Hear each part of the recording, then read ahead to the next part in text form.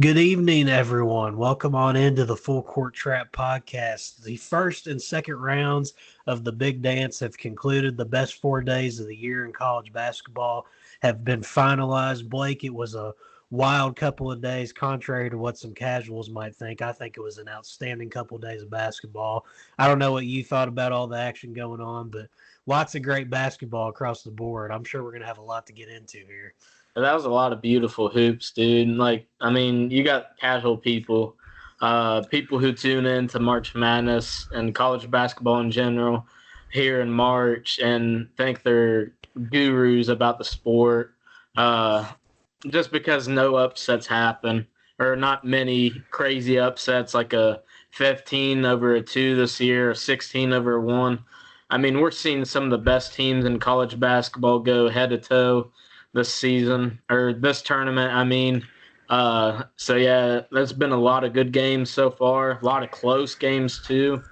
I think it's going to get even more wild here as we move closer to a national championship. Yeah, we'll have a whole nother video to talk about the CBB casuals and whatnot. But as the wise Drake once said, bench players are talking like starters. I hate it, and that's what I Yeah. feel like when I see these people that come around only in March and try to dunk on this tournament. It's been great so far. So Blake, let's talk about it. Instead of trying to recap every single game, we're going to give our winners and losers kind of a trap takeaway edition of the first and second rounds, just what we were most impressed by. And I think the consensus one that me and you had, we'll get into our individual ones here in a second, but John Calipari, Mark Pope, and Kevin Young all go to new schools. Kevin Young going from the NBA to BYU, Cal to Arkansas, obviously from Kentucky, and then Mark Pope going from BYU to Kentucky. All of them are in the second weekend. And this is the first time since 2019 for Kentucky that they've been to the second weekend. The first time since 2019 for Calipari himself when he got to the second weekend at Kentucky. And BYU tournament success hasn't always been there for them. And Kevin Young in the first year of what was expected to really just be the beginning of a rebuild has one of the hottest teams in the country right now. So, Blake, if there was ever a definition of a fair trade when it comes to the coaching carousel, we're seeing it on full display here right now. Because if you're an Arkansas, Kentucky, and a BYU fan, you have to be extremely happy with the state of your program right now. And speaking as a Kentucky fan, I, for one, can say I'm ecstatic. But just in general, with these three schools and these three coaches, I think me and you both agree they are, without a doubt, the winners of the first and second rounds. Yeah, without a doubt. I mean, like going into the season, I felt like there's a lot of question marks surrounding these programs. Kentucky and Arkansas, I know for a fact they put together their rosters kind of last minute. Calipari didn't have a ton of time to establish a environment, a team pretty much at Arkansas. I mean, he had a lot of funds going into that team, aka Tyson Foods. Shout out them for dropping a bag on some of those players. And then you got Mark Pope with Kentucky, a guy who took a kind of late job. It was like, what, May, April when he got hired? It was early April, yeah. And like you're talking about a 4 or 5 month swing between being named head coach to starting the season practices and all that. So, and then also Kevin Young, I forgot to mention him. Same situation, had like 4 or 5 months to put together a team. He got a lot of returners from the Mark Pope team. Got Richie Saunders back, who, in my opinion, is one of the better guards in college basketball right now. He's so fun to watch. He's killing it in March Madness right now, and I think Kentucky fans are kind of upset about him not following Pope to Kentucky, but I mean, it's worked out for all three of these schools with the coaching carousel. And I just think it's an amazing feature, honestly, for these guys to go separate ways, for them to take over new programs and rejuvenate some of these programs who really haven't been extremely successful. Kentucky hasn't made a Sweet 16 since 2019, like you said. Cal hasn't made a Sweet 16 since 2019. Not sure for Arkansas as a program off the top of my head. I feel like it's been like 3 years or so under Muss Bus. And then BYU, I'm not going to lie, I don't recall the last time they really made a deep run in the tournament. I know last year they were, first round exit to Duquesne? Yeah, they lost to Duquesne in the 6-11 matchup. That was a fun game, by the way. But, Mm-hmm. just to put a bow on this topic, I mean, these teams, or these coaches, I should say, they've put a lot of work into this program or these programs, and it's paying off, honestly. Getting a Sweet 16 appearance in your first time coaching these teams with, a team you really put together last minute with not a lot of kind of leniency or a lot of time to really put together these teams. So I'm impressed with these coaches. I'm impressed with these programs right now. And to see these teams in the Sweet 16 this year, it's so fun to see it. Yeah, and the thing that's most impressive about all three of these stories is that they all face some pretty quality opponents. I mean, Cal, Mm-hmm. he took down a Kansas team that's been very underwhelming, but I mean, Bill Self in the postseason, you can't ever discredit that. And then you go and Yeah. take down a St. John's team that's had their best season in about 25 years. That's an incredible story. For Mark Pope, he takes care of business against Troy, exercises those first-round demons for Big Blue Nation, and then follows it up with really dominance from start to finish against an Illinois team that's extremely talented. I mean, Will Riley, Tomislav Ivicic, Kylan Boswell, all those guys, Kasparis Shakachonis. Those Yeah. dudes are all very talented players. That Illinois team Mm-hmm. just never could find a groove throughout the year. But they definitely could have beat Kentucky if they were on their A game. But they never got into a rhythm. Pope has really amped up that team defensively, which has been a sight to behold. And then for Yeah. Kevin Young as well with BYU, taking down VCU in that first round pretty handily. And then John Tanji goes absolutely nuclear for Wisconsin in that They second still hold round. them off. And That they, was a yeah, crazy game. 91 to 89. That was probably the best game of the first weekend, to be honest Yeah. with you. And it's just very impressive to see all these coaches go into these new environments with extremely unique circumstances, having to piece together rosters, Pope having to deal with injuries, and then Kevin Young. I don't think anybody really expected BYU to be what they are right now, which No. one of the hottest teams out of this group of three. They may be the hottest team of those three, to be honest with you. Yeah. It's pretty close, but it's an incredible job. Incredible to see what these coaches have been able to do with a change of scenery. And I think that it's been a win for all parties involved. You got to be feeling great about your programs for each of those schools. And really the loser of that whole coaching carousel of last offseason is Eric Musselman at USC. He's Yeah. sitting at home watching all this unfold after they had a disaster of a season. You got to be feeling pretty down on yourself if you're Muss, but maybe he'll be able to turn some things around heading into next season. We're not going to talk about who's not even at the dance right now. We'll keep it focused on the people that have belonged and have shown that they have the right to keep on dancing and perform at the highest level. So let's get into our individual winners of the tournament so far. Blake, I'll start with you. Give me your first winner of this first weekend of action. Instead of trying to recap all this, let's talk about what stood out to you the most with your first little trap takeaway or / winner of the first and second round. I got to go with Ben McCollum for my first one. This is a guy who's really won everywhere he's went. At the D2 level, he absolutely killed it. He won, I think, 4 national championships at the D2 level. It was at Northwest Missouri State. He basically took that whole Drake team, bumped them up, or that whole D2 team, bumped them up to Drake, a D1 school, who played in the Ohio Valley Conference, and overperformed, honestly. Guys like Bennett Sturts stepped up, became really a March Madness hero, basically. What he was doing in that first round game against Missouri, Incredible. crazy to see. And then, even against Texas Tech, he did well. Ben McCollum, he's a great coach.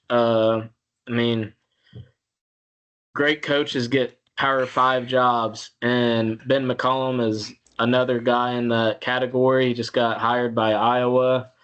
He's our 23rd head coach in program history now. So for a guy who was just at a D2 school a little over a year ago, to have a run like he did in March Madness, sucks he didn't get a Sweet 16 run or even later into the tournament. But for him to take this group of guys who really, I don't know if they were D1 level guys beforehand. Uh, Ben McCollum made them into D1 guys, and they fit his system. They listened, and they played really well. And so I think Ben McCollum's a huge winner in all of this. He's from Iowa too, so it's cool for him to go back to his family in Iowa City. So that's one of my biggest winners. And then my second winner of all of the tournaments so far, it's obviously got to be Ole Miss. This is their first Sweet 16 in like 24 years, only their second time ever. Jamin Brakefield has been a huge part of this run. Malik D as well has been really big for this team. They've been boat racing teams so far, and they're starting to look like one of the better teams in the entirety of the NCAA tournament right now. Like after that SEC tournament game they had, I think it was against Auburn. I mean, they should have won that game, by the way. But for them to play like they have been here as of like late in the season, it's kind of wild to see because Ole Miss, not really a basketball program. I feel like football's always been the top dog there. Ole Miss, Chris Beard's turned that sucker right around. They beat up on UNC, beat up on Iowa State, who's a really good team. And then you talk about the SEC tournament. They beat Arkansas on a crazy shot. Sean Padula, the guy's a bucket getter. And then they should have beat Auburn. So Ole Miss is hot right now. I think they're doing great things in the tournament.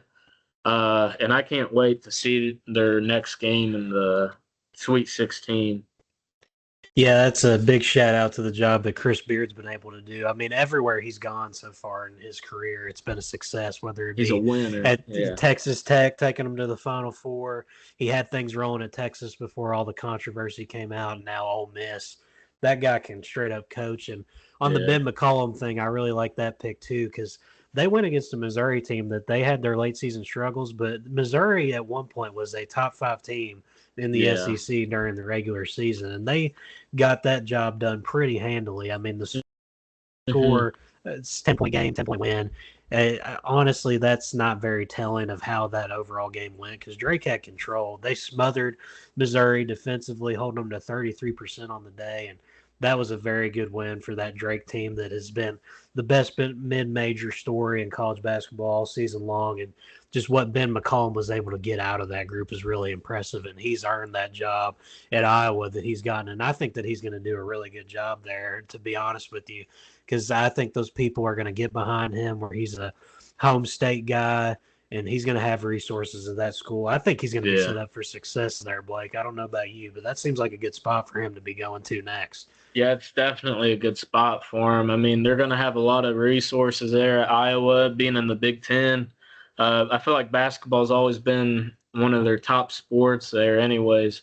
And Ben McCollum, like I said, he's won everywhere he's went. So if he can get someone like Bennett Sturts to follow, get some good high-level transfers, maybe get back Owen Freeman, that'd be a huge returnee guy.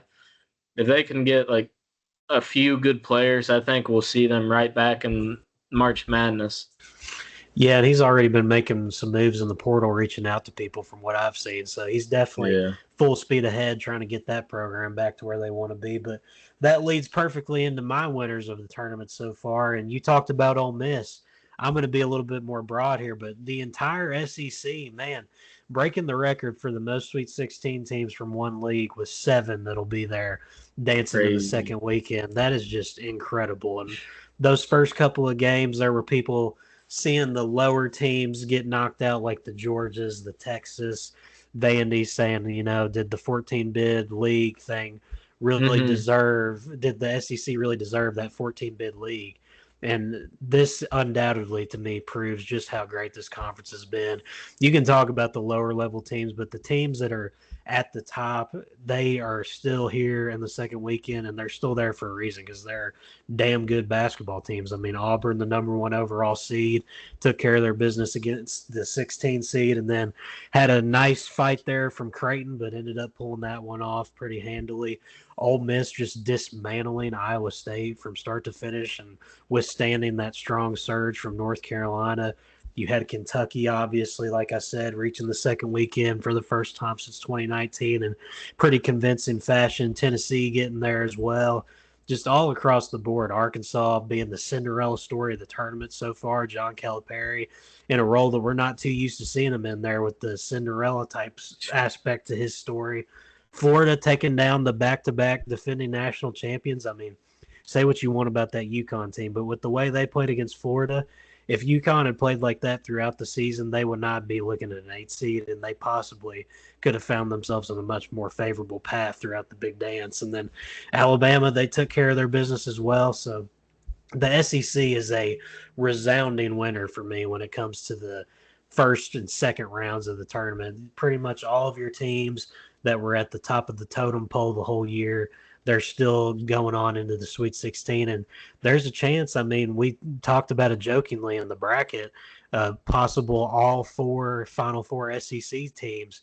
That's still on the table. I mean, it's not crazy to think that maybe Alabama takes out Duke in that one region and gets it from the East, and then Tennessee or Kentucky emerges in the Midwest. Florida, they look poised to possibly take the West region, and then you've got Auburn as the number one overall seed. It's hard to bet against them in the South. So the SEC, they've been the most dominant conference in the country all season long. They proved it in this first and second round showing, and it's really encouraging to see. I saw someone debating online, I forgot who it was, somebody was Saturday Down South, talking about if the SEC basketball could ever overtake SEC football in terms of just like national prominence. And if you want to have those conversations, this is the perfect year to start because it's just been phenomenal basketball to watch from start to finish, and all these teams proven that they've earned the right to just keep going throughout this tournament. SEC, big time winner for me. And then my second winner, Michigan. Now, it may not seem like the most obvious winner, but UC San Diego gave them everything that they can handle. And that was a big upset pick in a lot of brackets. A lot of people were going against Michigan in that one. It felt like all the pressure was on Michigan to just survive that game, and that's exactly what they did. And then they went into that Texas A&M game, and they dealt with Wade Taylor and Texas A&M pretty handily. Blake, in the preseason, I told you I was worried about Texas A&M because they haven't made a second weekend, and look what they did. They fell short once again, and they collapsed because the scoring sucks, dude. Yep, exactly. That team could not score one bit on Michigan. And this Michigan team, they're playing some of the best basketball out of any team left in the field right now. Dusty May getting that team a Big Ten Conference Tournament title and then heading straight into the NCAA Tournament, not looking phased whatsoever, or comfortable or complacent. Danny Wolf and Vlad Golden, I think that they possibly have all the potential in the world to maybe spring an upset against Auburn. It's not insane to say because if you really look at the Auburn performance of the first and second weekend, Janai Broome, I mean, he's still been pretty good, but he hasn't been the Janai Broome we're accustomed to seeing. And if you get two bigs, the caliber that Michigan has to shut him down, and it's not crazy dicey. To say.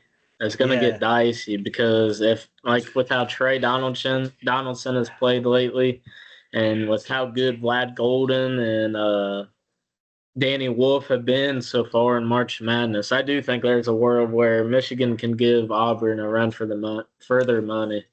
And if Roddy Gale keeps shooting the way that he's been shooting, I mean, man, they're going to give Auburn all they can handle. And I think that's one of the more intriguing matchups of the Sweet 16. So Dusty May and Michigan, big-time winners of the first weekend. A lot of people weren't expecting to still see them here, and they proved those doubters wrong. So kudos to them. But now we got to get into the losers of the first and second rounds, Blake. Now, obviously, not everybody can advance throughout this NCAA tournament, but there's some teams that did it in a little bit more of an embarrassing fashion than others. So let's talk about the losers of the tournament. Who's your losers so far in this first and second round? I think the biggest one has to be St. John's because, I mean, when you're looking at analytically, this is like their best season all time. Rick Pitino did a heck of a job with his team all year. They won the Big East. They went 31-5 in a really top-heavy conference. And then they just get embarrassed by Arkansas, who started off 0-5 in SEC play. Granted, they've turned it around here down the stretch, but you're going out sad to Arkansas or just any lower seed team really in general. It's not a good look. And then you add in the factor that R.J. Lewis got benched for basically the entire second half. I thought that was kind of crazy. He sucked that game against Arkansas, but I still think it's crazy. He's one of the better players, if not the best player on that team, besides Kadary Richmond. So I just thought that was kind of asinine for them to blow that game. They were kind of down that entire game too. Like they were down 35-32 at half, I think. And then they couldn't catch up. They couldn't just Arkansas controlled the pace of that game the whole way. Like it just wasn't a good thing. Calipari, he owns Rick Pitino. Let's just put that out there. I don't recall the last time, if at all, Pitino's ever beat Cal. Yeah, it's definitely been a little bit of a rough go for Patino against Calipari. But who's your second loser of the first and second rounds? It kind of ties in together. So I think the ACC only having a single team in the field right now is a joke itself. All year long, we've talked about how bad the ACC is, and I mean, this kind of is like the icing on the cake here. Duke is like the sole outlier in this group of the ACC being bad this year. Duke is phenomenal. They probably dominate in like a SEC type of conference this year because their team top to bottom is just unbelievable. But what I was getting at here, like with the tie-in part, UNC, I think that is another big-time loser. I mean, nobody thought they should have made the tournament, and then you got Bubba Cunningham using his dictatorship to put them in the tournament, and then they get embarrassed first round. They're down by like 20 plus in the first half. Congrats, RJ Davis. You guys fought back in the second half and still lost in the first round. Like, it was an embarrassment to a career that was really good, I felt like, for him. And to go out that sad in the first round exit to Ole Miss, not a good thing. You're embarrassed in the first half. And I thought that was not a good sight for UNC as a whole, Hubert Davis, and honestly the NCAA committee for the NCAA tournament because they shouldn't have made the tournament. Like, I think everyone knows that. Yeah, no, it's clear as day. They did not belong in the field 1-12 versus quad one. That told you all you needed to know. And the UNC fans, they got kind of a little bit braggy after the first four, thinking that win against San Diego State, which is a team A weak that team. has no offensive capabilities whatsoever. No. That did not prove that they belonged in the field whatsoever. And it's That was an awful game too. Like for both sides, I felt like.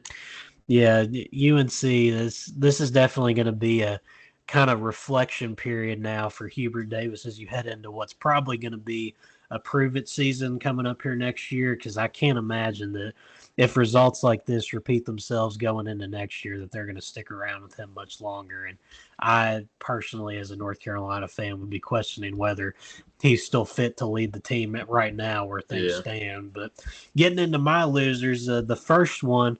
Iowa State, man, this team, obviously, Keshawn Gilbert wasn't available for the tournament, which is a huge blow. They took care of business against Lipscomb. I was completely wrong on that upset pick. I thought Lipscomb would do a lot more kind of to challenge Iowa State than they did, but obviously not. But then in that second game, you go against Ole Miss, which even without Keshawn Gilbert, I felt like Iowa State had a puncher's chance in that one to advance and really kind of were on the right side in terms of being the favorite to advance. And they just get absolutely blitzed from start Stop. to finish. That's Like, yeah, pathetic. a 13-point loss, but like it was really worse than the scoreboard indicated. It There was was never close. never a point in that game that I think Iowa State was going to come out and win that. And it's just really tough to see for a team that we considered to be Final Four contenders at one point, possibly even national title contenders. And they've had a lot of things that have worked against them that have been out of their control, just inconsistencies with the lineups, injuries, whatnot, just throwing things off. But it's definitely going to be a sour taste left in their mouth going out this early because I think Otzelberger and all those guys know that that squad was much capable of more than what they showed in this tournament. Yeah. And then my second loser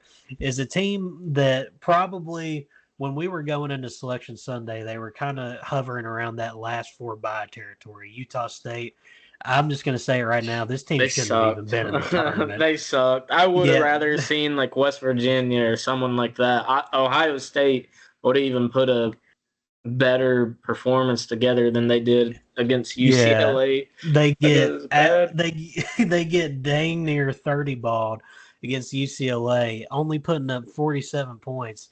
And this UCLA team, I mean, they obviously they're sitting at home now watching this, but they didn't have anything that would really astound you in terms of just overall their body of work. I mean, Tyler Bilodeau, he's phenomenal. Sky Clark at times would be serviceable, but other than that, I mean, this was a matchup where if you're Utah State looking at this, you thought maybe you could make some damage. And now, from start to finish, UCLA dominated it, and I agree with you.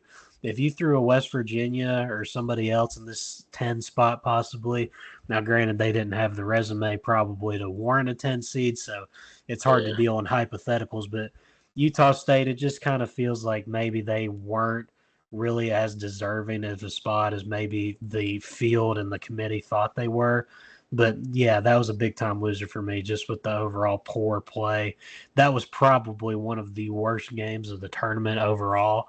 But speaking of worst games of the tournament, Blake, let's talk about what the most entertaining game of the tournament was. Give out a little superlative for the first and second round. What was your Blake Smith's, put a stamp on it, best game of the first and second rounds of the NCAA tournament? Second round. Give me Kentucky, Illinois. Illinois. I feel a little biased saying that. It's either that one or Maryland and New Mexico. That game was so fun to watch. Oh, Maryland and Colorado State. Or Colorado State. Yeah, my bad. Yeah. New Mexico did have an entertaining game against Michigan State, though. I will say. They ended up folding. They folded at the end. But yeah, that game was a lot of fun. Those two games were a lot of fun. What about you? I really liked, like I said, the BYU-Wisconsin game. I think that might have been the game of the tournament so far. Oregon and Arizona last night, that was a really entertaining one that went down the stretch there.